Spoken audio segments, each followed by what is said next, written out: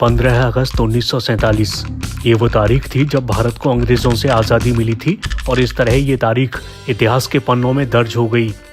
उसी इतिहास को याद करते हुए भारतीय लोग हर 15 अगस्त को स्वतंत्रता दिवस मनाते हैं। मगर बहुत से लोग इस बात में उलझ कर रह जाते हैं कि आखिर इस बार कौन सा स्वतंत्रता दिवस है।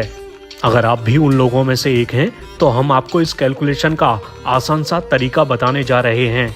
किसी भी कंफ्यूजन से बचने के लिए दो टर्म को समझ लीजिए, स्वतंत्रता की वर्षगांठ यानी एनिवर्सरी ऑफ इंडिपेंडेंस और स्वतंत्रता दिवस यानी इंडिपेंडेंस डे।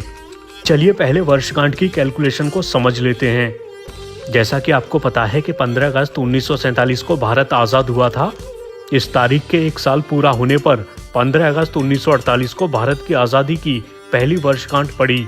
दूसरी वर्षगांठ साल 1949 में थी। इस तरह ये क्रम बढ़ता जा रहा है।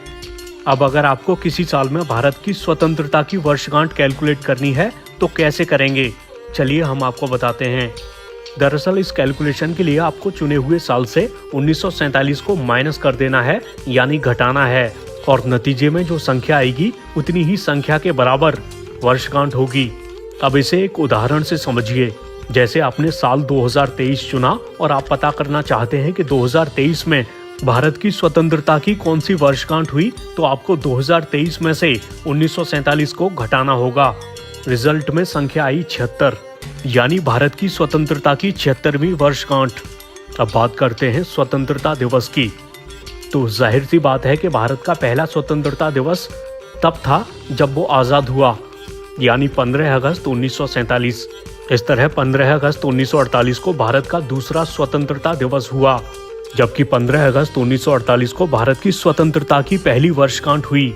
इस तरह स्वतंत्रता दिवस की संख्या स्वतंत्रता की वर्षगांठ से एक ज्यादा होती है। जैसे साल 2023 में 15 अगस्त को भारत की स्वतंत्रता की 76वीं वर्षगांठ हुई तो स्वतंत्रता दिवस 77वां हुआ